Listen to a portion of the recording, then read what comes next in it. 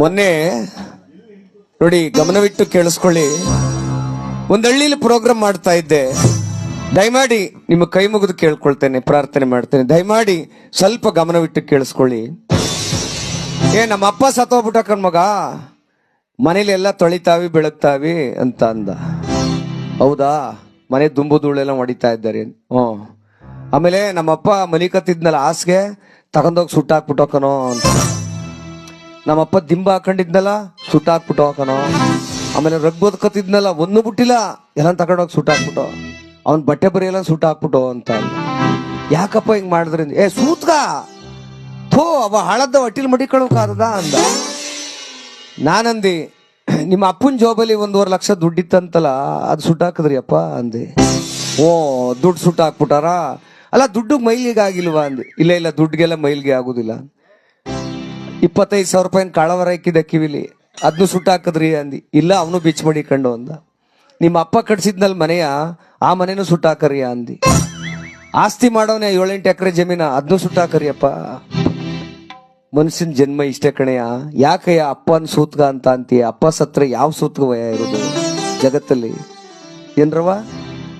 ಸ್ವಂತ ತಂದೆ, ನಮಗ್ ಜನ್ಮ ಕೊಟ್ಟಂತ ತಂದೆ ಸೂತ್ಗ ನಾನು ಮುಟ್ಟಿಸ್ಕೊಂಡು ನಾನು ನೀರು ಇಕ್ಕೊಂಡು ಹೋಗ್ಬೇಕು ಒಳಕ್ಕೆ ಅಂತ ಅನ್ನುವಂತ ಈ ಕೆಟ್ಟ ಪರಿಸ್ಥಿತಿಗೆ ತಂದು ನಿಲ್ಸಿದ್ದಾರಲ್ಲ ನಮ್ಮನ್ನ. ಬದುಕಿದ್ದಾಗ ಮಾತ್ರ ಚಿನ್ನ ರನ್ನ, ಸತ್ತ ಮೇಲೆ ಅದೊಂದು ಶವ, ಥೂ ಸೂತ್ಗ, ಹಾಳಾದದ್ದು ಹೋಗ್ಲಿ ಅಂತ ಅಂತಾರೆ. ಇದಾಗಬಾರ್ದಿದು. ಎತ್ತವ್ರು ಯಾವತ್ತು ದೇವ್ರೆ, ಅವ್ರಿಗೆ ಸೂತ್ಗಾನು ಬೆಲೆ ಇಲ್ಲ. ಎತ್ತವ್ರಿಗೆ ಅವ್ರು ಯಾವತ್ತು ದೇವ್ರೆ. ಅವ್ರ ಹೆಣವನ್ನ ಮುಟ್ಟೋದೇ ನಮ್ಮೊಂದು ಸೌಭಾಗ್ಯ. ಅವ್ರು ಹಾಕಿದ್ದ ಅಂಗಿಯನ್ನ, ಅವ್ರು ಹಾಕ್ತಿದ್ದ ಚಪ್ಪಲಿಯನ್ನ ಮನೇಲಿ ಇಟ್ಕೊಂಡು ಜೋಪಾನವಾಗಿ ನಮ್ಮ ಅಪ್ಪನ ನೆನಪಾಗಿ ಉಳ್ಕೊಳ್ಳೋದು ಅಂತ ಹೇಳ್ತಾರಲ್ಲ, ಅದೇ ಒಂದು ಸೌಭಾಗ್ಯ. ನಿಮ್ಮ ಪುಣ್ಯದ ಕಿವಿಗಳಿಂದ ಕೇಳಿಸ್ಕೊಳ್ಳಿ. ಒಂದು ಸಣ್ಣ ಕಥೆಯನ್ನು ಹೇಳ್ಕೊಡ್ತೇನೆ. ಒಬ್ಬ ಮಗ ಬಹಳ ಪ್ರೀತಿಯಿಂದ ಬೆಳೀತಾ ಇದ್ದ. ತಂದೆ ತೀರೋಗಿದ್ದ, ಅವ್ವ ಮಾತ್ರ ಅವನನ್ನ ಪ್ರೀತಿಯಿಂದ ಬೆಳೆಸ್ತಾ ಇದ್ಲು. ಏನೇನ್ ಕಷ್ಟ ಪಡ್ತಾಳ ಗೊತ್ತಾ ತಾಯಿ? ಮಗನ ಹೊಟ್ಟೆ ತುಂಬಿಸೋಕೆ ತನ್ನ ಹೊಟ್ಟೆ ಬರಿದಾದ್ರೂ ಪರವಾಗಿಲ್ಲ, ಹಸ್ವಿದ್ರೂ ಪರವಾಗಿಲ್ಲ, ನೀರು ಕುಡ್ಕೊಂಡು ಕಾಲ ಕಳೆದು ಬಿಡ್ತಾಳೆ. ಆದ್ರೆ ಮಕ್ಕಳನ್ನ ಮಾತ್ರ ಯಾವುದೇ ಕಾರಣಕ್ಕೂ ಹಸಿಸಿ ಮಲಗಿಸೋದಿಲ್ಲ ಆ ತಾಯಿ. ಅದಕ್ಕೆ ಹೇಳುದವಳನ್ನ ತಾಯಿ ತಾಯಿ ತಾಯಿ, ಜಗಜ್ಜನನಿ ಆದಿಶಕ್ತಿ ಸರ್ವದ ಮಾತೆ ಅಂತ. ಆ ಮಗನಿಗೆ ಅಷ್ಟೊಂದು ಪ್ರೀತಿ ಕೊಟ್ಟು ಬೆಳೆಸಿದ್ಲು. ಒಬ್ಬನೇ ಮಗ ಬೆಳೆದು ಬೆಳೆದು ಬೆಳೆದು ಬೆಳೆದು ಏನು ಸುಂದರವಾಗಿ ಒಳ್ಳೆ ಹೀರೋ ತರ ಆಗೋದ. ತಾಯಿ ಅನ್ಕೊಂಡ್ಲು, ಒಂದ್ ಮಗನ ಮದುವೆ ಮಾಡ್ಬಿಟ್ರೆ ನನ್ನ ಜವಾಬ್ದಾರಿ ತೀರೋಯ್ತದಲ್ಲ. ತಂದೆ ಇಲ್ಲ, ಅವಳಿಗೊಂದು ಜವಾಬ್ದಾರಿ ಅಲ್ವಪ್ಪ ಅದು. ಒಂದ್ ಒಳ್ಳೆ ಮನೆಯಿಂದ ಹೆಂಡ್ತಂದ್ ಮದುವೆ ಮಾಡಿದ್ರು. ಅವ್ರವ್ನ ಏನ್ ಮಾಡ್ದ, ಊರಲ್ಲೇ ಬಿಟ್ಬಿಟ್ಟು ಹೆಂಡತಿ ಕರ್ಕೊಂಡ್ ಬೇರೆ ಊರ್ಗ್ ಹೊಂಟದ. ಯಜಮಾನ್ರು ಹೇಳಿದ್ರು, ಲೋ ನಿಮ್ಮವ್ವ ಒಬ್ಳೆ ಅನ್ನ ಬೇಯಿಸ್ಕೊಂಡು ತಿನ್ನೋಕಾದ್ದೇನೋ, ವಯಸ್ಸಾಗದೆ ಕಷ್ಟಲ್ಲ ಅವಳೆ. ಇಲ್ಲ ಇಲ್ಲ ಇಲ್ಲ, ನನ್ನ ಹೆಂಡತಿನೂ ಕೆಲ್ಸಕ್ಕೆ ಹೋಯ್ತಾಳೆ, ನಾನು ಕೆಲ್ಸಕ್ಕೆ ಹೋಯ್ತೀನಿ, ನಮ್ಮವ್ನ ಯಾರು ನೋಡ್ಕೊಂಡರು? ಮನೇಲಿ ಗಲೀಜ್ ಮಾಡ್ಕೊಬಿಟ್ರೆ ನಮ್ಮವ್ವ ಹೆಚ್ಚು ಕಮ್ಮಿ ಆದ್ರೆ ಯಾರು ನೋಡ್ಕೊಂಡರು? ಆಮೇಲೆ ಇವಳು ಸುಮ್ಮನೆ ಇರುದಿಲ್ಲ, ನಾವೆಲ್ಲ ಅಫಿಸಿಯಲ್ಲು ಬಾಯಿಗೆ ಬಂದಂಗೆ ಮಾತಾಡ್ತಾಳೆ ಅಂತ. ಅವಳು ಬಾಯಿಗೆ ಬಂದಂಗೆ ಮಾತಾಡಿದ್ರೇನೆ ಅಮೃತ ಇದ್ದಂಗೆ ಅದು. ಅವ್ರ ಕೈ ಕೊಳೆಯಾದದ್ಕೆ ನಾವ್ ಇಷ್ಟೊಂದು ಒಳ್ಳೆ ಬಟ್ಟೆ ಹಾಕೊಂಡಿರೋದು. ಅವರ ಕೈ ಕಾಲು ಕೆಸರಾದದ್ಕೆ ಇವತ್ತು ಇಷ್ಟೊಂದು ಚೆನ್ನಾಗಿ ಅನ್ನ ಉಣ್ಕೊಂಡು ನಿಂತಿರೋದು ನಾವು. ಏನಣ್ಣ ಸತ್ಯ ತಾನೆ? ಅಪ್ಪ ಅವ್ರ ಕೈ ಕಾಲು ಕೆಸರಾದದ್ಕೆ ನಾವು ಬಾಯಿ ತುಂಬ ಮೊಸರು ತಿಂತಾ ಇರೋದು. ದೂರ ಹೊಟ್ಟೋದ್ರು. ಅವ್ರವ್ವ ಮನೆಯೊಳಗೆ ಇಲ್ಲೇ ಸೇರ್ಕೊಂಡ್ಲು. ಎಷ್ಟು ದಿನ ಗಂಟ ಅಂತ ನೋಡ್ತಾಳೆ. ಯಾರೋ ಕರ್ಕೊಂಡೋಗಿ ಮಮ್ಮನ್ನ, ಯಾರು ದಿಕ್ಕು ದೇಶ ಇಲ್ಲ. ಮಗ ಫೋನ್ ಮಾಡೋದು ಬಿಟ್ಟ. ಕೇಳಿಸ್ಕೊಳ್ಳಿ, ದಿಕ್ಕು ದೇಶ ಇಲ್ಲ. ಏನ್ ಮಾಡಿದ್ರು, ತಗೊಂಡೋಗಿ ಒಂದು ವೃದ್ಧಾಶ್ರಮಕ್ಕೆ ಬಿಟ್ಬಿಟ್ರು ಆ ತಾಯಿನ. ದಿನ ಕಣ್ಣೀರ್ ಹಾಕೋಕ್ ಶುರು ಮಾಡಿದ್ಲು. ನನ್ನ ಮಗನಿಗೆ 2 ಲಕ್ಷ ಸಂಬಳ, ಸೊಸೆಗೆ 1.5 ಲಕ್ಷ ಸಂಬಳ, 3.5 ಲಕ್ಷ ಸಂಬಳ. ಏನು ಮನೆಯ 36 ಚದರಕ್ಕೆ ಮನೆ ಕಟ್ಸವನೆ, ನನಗೊಂದು ಸಗಲ ಜಾಗ ಕೊಡದೆ ಹೋದ್ನಲ್ಲ ಅಂತ ದಿನ ಹೊರ್ಗೋಕ್ ಶುರು ಮಾಡಿದ್ಲು. ಮಗ ಏನ್ ಮಾಡ್ದ, ಪ್ರತಿ ವರ್ಷ ಅವನು ಹುಟ್ಟದ ಹಬ್ಬದ ದಿನ ಅವ್ರ ಅವನಿಗೊಂದು ಹೂ ಕೊಡಿಸ್ತಿದ್ದ ಊರಲ್ಲಿದ್ದಾಗ. ಅದೊಂದು ಅಭ್ಯಾಸ, ಒಳ್ಳೆ ಅಭ್ಯಾಸ ಇಟ್ಕೊಂಡಿದ್ದ.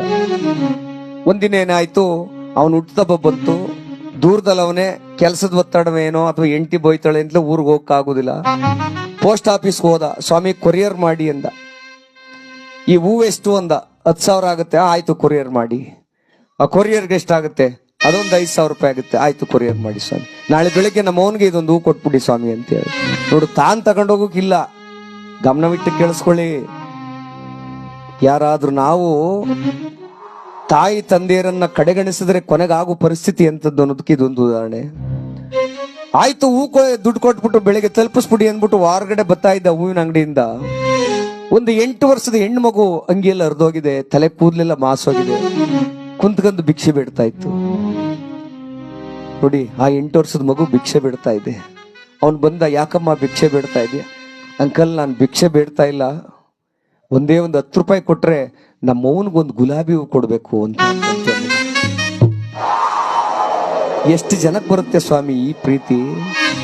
ಹುಟ್ಟದಬ್ಬ ಆಚರಿಸ್ಕೊಳ್ತೀವಿ ನಾವು, ರೋಡಲ್ಲಿ ನಿಂತ್ಕೊಂಡು ಕೇಕ್ ಕಟ್ ಮಾಡಿಸಿ ಎಣ್ಣೆ ಕೊಡೋದು ಬಾಡ್ ತಿಂದು ಹೂ ಅಪ್ಪನಿಗೆ ಮನೇಲಿ ಏನಾರ ಹಾಳು ಬಿದ್ದೋಗ್ಲಿ ಬೆಳಗಾನ ಕುಡಿತೀವಿ ನಾವು. ಆದ್ರೆ ನಿಜವಾದ ಹುಟ್ಟದಬ್ಬ ಮಾಡಬೇಕಾದದ್ದು ತಾಯಿ ತಂದೆಗೆ. ಅವ್ರಿಗೊಂದು ಹೊಸ ಬಟ್ಟೆ ತಂದು ಅವ್ರು ಕೂರಿಸಿ ಪಾದ ಪೂಜೆ ಮಾಡಿ ಕೈ ಮುಗಿದ್ರೆ ಸಾಕು. ನಿಜವಾದ ಹುಟ್ಟದಬ್ಬ. ಕೇಕ್ ಕತ್ತರಿಸ್ಬೇಕಾಗಿಲ್ಲ, ದೀಪನ ಹಾರಿಸ್ಬೇಕಾಗಿಲ್ಲ, ತಾಯಿ ತಂದೆ ಪಾದದಲ್ಲಿ ಬಿದ್ದು ಅವ್ರಿಗೊಂದು ಹಣೆಯನ್ನು ಅವ್ರ ಪಾದಕ್ಕಿಟ್ರೆ ಸಾಕು. ಅದೇ ನಿಜವಾದ ಹುಟ್ಟದಬ್ಬ. ನನ್ನ ಮಾತಲ್ಲಿ ಏನಾದ್ರೂ ತಪ್ಪಿದೆಯಪ್ಪ? ಯಾಕೆ ಅಂದ್ರೆ ತಾಯಿ ಸಾವಿನ ಮನೆ ಬಾಗಿಲಿಗೆ ಹೋಗಿ ಬರುವಂತವಳು ಅವಳಿಗೆ ನಿಜವಾದ ಹುಟ್ಟದಬ್ಬ ಮಾಡಬೇಕು. ಇಲ್ಲಿ ಮಗ ಆ ಹೂನ ಕೊಟ್ಟು ಕಳ್ಸಕ್ಕೆ ತೀರ್ಮಾನ ಮಾಡ್ದ. ಹೊರಗಡೆ ಹುಡುಗಿ ಆ ಭಿಕ್ಷೆ ಬೇಡುವಾಗ, ಅಂಕಲ್ ನನಗೊಂದು 10 ರೂಪಾಯಿ ನನಗೆ ಹೂ ಕೊಡ್ತೀರಾ? ನಮ್ಮ ಅವನಿಗೆ ಹೂ ಕೊಡ್ಬೇಕು ಅಂತ ಕೇಳಿತು. ಅವನೇನ್ ಮಾಡ್ದ, ನಮ್ಮ ಅವನಿಗೆ 15,000 ಕೊಟ್ಟಿನಿ, ಹುಡುಗಿಗೆ 100 ರೂಪಾಯಿ ಕೊಡೋಣ ಅಂದ. ಆ ಹುಡುಗಿ, ಬೇಡ ಬೇಡ ಸರ್, ಕೇವಲ 10 ರೂಪಾಯಿ ಸಾಕು. 10 ರೂಪಾಯಿ ಕೊಟ್ಟರು. ಯಾರ ಹುಡುಗ ಅಂಗಡಿಗೆ ಹೋಗಿ ಒಂದು ಗುಲಾಬಿ ಹೂ ತಕೊಂಡು, ಅಂಕಲ್ ಥ್ಯಾಂಕ್ಸ್, ನಾನು ಓಡೋಗಿ ಬರ್ತೀನಿ ಅಂತ ಹೇಳಿ ಓಡ್ತಾ ಇದೆ ಆ ಮಗು. ಇವ್ರಿಗೆ ಆಶ್ಚರ್ಯ ಆಯ್ತು. ನಾನು ನಮ್ಮ ಮನೆಗೆ 3-4 ಲಕ್ಷ ರೂಪಾಯಿ ಸಂಬಳ ಬರ್ತದೆ, ಒಂದಿನ ನಮ್ಮ ಅವನಿಗೊಂದು ಅನ್ನ ತಗೋಕ್ ಕೊಡ್ಲಿಲ್ಲ, ಒಂದು ಹೂ ತಗೋಕ್ ಕೊಡ್ಲಿಲ್ಲ, ಬೇರೆಯವ್ರ ಕೈಲಿ ಕೊಟ್ಟು ಕಳಿಸ್ತಾ ಇದ್ದೀನಿ. ಆ ಹುಡುಗಿ ಅವ್ರ ಅವನಿಗೆ ಹೆಂಗ್ ಹೂ ಕೊಡ್ತದೆ ನೋಡ್ಬೇಕು ಅಂತೇಳಿ ಆ ಹುಡುಗಿ ಹಿಂದ್ಗಡೆ ಈ ಶ್ರೀಮಂತ ಯುವಕ ಓಡೋಡಿ ಹೋದ. ಆ ಹುಡುಗಿ ಊರನ್ನು ಬಿಟ್ಬಿಡ್ತು, ಕಾಡೊಳಗೆ ಓಡೋಗ್ತಾ ಇದೆ. ಒಂದು ದೊಡ್ಡ ಸ್ಮಶಾನ, ಎಣಗಳ ರಾಶಿ ಅಲ್ಲಲ್ಲಿ ಉರಿತಾ ಇದೆ. ಆಗ ತಾನೇ ಮಣ್ಣು ಮಾಡಿದಂತ ಒಂದು ಆ ಸಮಾಧಿ ಮುಂದ್ಗಡೆ ಹೋಗಿ ಆ ಮಗು ಮಂಡಿ ಉರ್ಕೊಂಡು ಆ ತಲೆಗೆ ಅವರವನ ಆ ಪಾದಕ್ಕೆ ನಮಸ್ಕಾರವನ್ನ ಮಾಡಿ ಆ ಗುಲಾಬಿ ಹೂನ ಆ ಗುದ್ದದ ಮೇಲಿಟ್ಟು, ಸಮಾಧಿ ಮೇಲಿಟ್ಟು, ಅಮ್ಮ ನೀನಿರುವವರೆಗೂ ಒಂದಿನ ನನಗೆ ಹಸುವಿನ ಬೆಲೆ ಏನು ಅಂತ ಗೊತ್ತಾಗ್ಲಿಲ್ಲ ತಾಯಿ. ಇವತ್ತು ಭಿಕ್ಷೆ ಬೇಡ್ಕೊಂಡು ನಾನು ಅಲ್ಲಿ ಇಲ್ಲಿ ಒಂದು ತನ್ನ ತಿಂತಾ ಇದ್ದೀನಿ. ನನ್ನ ಕಡೆಯಿಂದ ಪ್ರತಿದಿನ ನನಗೆ ಹೂ ಮುಡಿಸ್ತಿದ್ದಲ್ಲವ ನೀನು, ಈ ಹೂವನ್ನ ಯಾರೋ ಪುಣ್ಯಾತ್ಮ 10 ರೂಪಾಯಿ ಕೊಟ್ಟ ಹೂ ಬಿಟ್ಟಿದ್ದೀನಿ ಕಣವ. ನಾನು ಹಿಂದ್ಗಡೆ ನಿಂತ್ಕೊಂಡು ನೋಡ್ತಿದ್ನಲ್ಲ, ಶ್ರೀಮಂತ ಯುವಕನ ಕಣ್ಣಲ್ಲಿ ಧಾರಾಕಾರವಾಗಿ ನೀರು ಸುರಿತಾ. ಅಯ್ಯೋ, ಅವನಿಗೊಂದಿನ ಹೋಗುವಂತೂ ತನ್ನ ತಿನ್ನಿಸ್ಲಿಲ್ಲ ನಾನು. 8 ಮಕ್ಕಳ ಜವಾಬ್ದಾರಿ ಕೆಲಸನೇ ನನಗೆ ಹೆಚ್ಚಾಗೋಯ್ತು. ನಮ್ಮವ್ವ ಅಷ್ಟು ಕಷ್ಟ ಬಿದ್ದು ಸಾಕಿದ್ರು ಹೋಗ್ಲಿಲ್ವಲ್ಲ ಅಂತೇಳಿ ಓಡೋಡಿ ಬಂದ. ತಿರ್ಗಾ ಹೂವ ಈಸ್ಕೊಂಡು ಅವನೇ ಕಾರ್ ಮಾಡ್ಕೊಂಡು ಬಂದ್ ನೋಡಿದ್ರೆ ಮನೆ ಒಳಗೆ ತಾಯಿ ಇಲ್ಲ. ಎಲ್ಲಿದ್ದಾಳೆ ತಾಯಿ? ವೃದ್ಧಾಶ್ರಮದಲ್ಲಿ ನಾಯಿ ತರ ಬೆಳೀತಾ ಇದ್ದಾಳೆ. ಎಲ್ಲಿ ಅಂತ ಹುಡುಕಾಡ್ಕೊಂಡು ಹೋಗಷ್ಟರಲ್ಲಿ ಆ ತಾಯಿ ಮಗ ಬರ್ಲಿಲ್ವಲ್ಲ, ನಾನು ನೋಡಕ್ ಬರ್ಲಿಲ್ವಲ್ಲ ಅಂತೇಳಿ ಕೊರಗಿ ಅಜಾರದಲ್ಲಿ ಪ್ರಾಣವನ್ನು ಬಿಟ್ಟು ಮಲಗಿದ್ದಾಳೆ. ಎಷ್ಟು ಓದಿಸಿದ್ರೇನು, ಎಷ್ಟು ಸಂಸ್ಕಾರವಂತರೆ, ಎಷ್ಟು ವಿದ್ಯೆ ಇದ್ರೇನು, ಸಂಸ್ಕಾರ ಇದ್ರೇನು.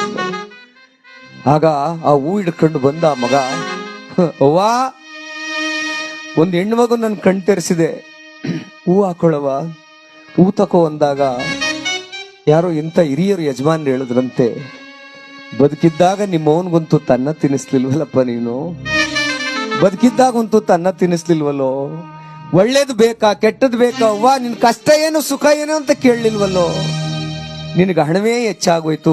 ಇವತ್ತು ನಿಮ್ಮವ್ವ ಹೂ ಮುಡ್ಕೊಳಕ್ಕಿಲ್ಲ ಕಣಪ್ಪ, ಅವಳು ಉಸಿರು ಆರಿ ಹೋಗಿದೆ, ಹೆಣವಾಗಿ ಮಲಗಿದ್ದಾಳೆ.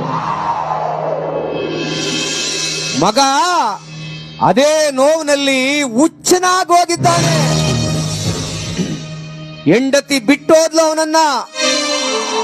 ಇವತ್ತು ಕುಡಿದು ಕೃಶವಾಗಿ ಹುಚ್ಚನಾಗಿ ತಿರುಗ್ತಾ ಇದ್ದಾನೆ. ತಾಯಿ ಶಾಪ, ನಾಯಿ ಶಾಪ, ಇದು ಒಳ್ಳೇದಲ್ಲ. ಯುವಕರು ನಾವು ಅರ್ಥ ಮಾಡ್ಕೋಬೇಕು. ನಮ್ಮವ್ವ ನಮ್ಮಪ್ಪ ಇರು ಗಂಟೆ ಎಂಥ ಶಕ್ತಿ ಇರ್ತದ ಗೊತ್ತಾ ಭೂಮಿ ಮೇಲೆ. ಅವ್ರೇನಾದ್ರೂ ಕಳ್ಕೊಂಡಾಗ ಆಗುವಂತ ನೋವಿದೆಯಲ್ಲ, ಅನಾಥ ಪ್ರಜ್ಞೆ ಇದೆಯಲ್ಲ, ಅದು ಯಾವ ಶತ್ರುಗೂ ಬರಬಾರದು. ಹೀಗೆ ಯೋಚನೆ ಮಾಡಿ, ನಿಜವಾದ ದೇವ್ರು ಯಾರು? ದೇವ್ರ ಗುಡಿಲಿ ಕೂತಿರೋದು ನಿಜವಾದ ದೇವರಲ್ಲ. ಅವರಲ್ಲಿ ಶಕ್ತಿ ಇದೆ ನಿಜ, ಆದ್ರೆ ನಿಜವಾದ ತಾಯಿ ತಂದೆನೇ ನಮ್ಮ ಪಾದದ ದೇವರುಗಳು, ನಮಗೆ ಆಶೀರ್ವಾದ ಮಾಡುವಂತ ದೇವರುಗಳವರು. ಅವರ ಪಾದಕ್ಕೊಂದು ಯಾವತ್ತೂ ನೋವು ಕೊಡಬೇಡಿ ಅಪ್ಪ, ಅವ್ರ ಕಣ್ಣಲ್ಲಿ ನೀರು ತರಿಸ್ಬೇಡಿ. ಅದಕ್ಕೆ ದೊಡ್ಡವರು ತಿಳಿದಂತವ್ರು ಹೇಳ್ತಾರೆ, ಹಡೆದ ತಾಯಿನ ಒಡೆದು ಬೈದಾಡ,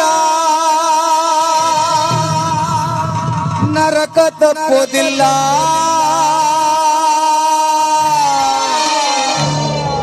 ತಂದೆ ತಾಯಿನ ಪ್ಯಾರೆ ಇಡಬ್ಯಾಡ, ದೇವರೊಪ್ಪುದಿಲ್ಲ. ನಿಮ್ಮ ದೇವರೊಪ್ಪುದಿಲ್ಲ.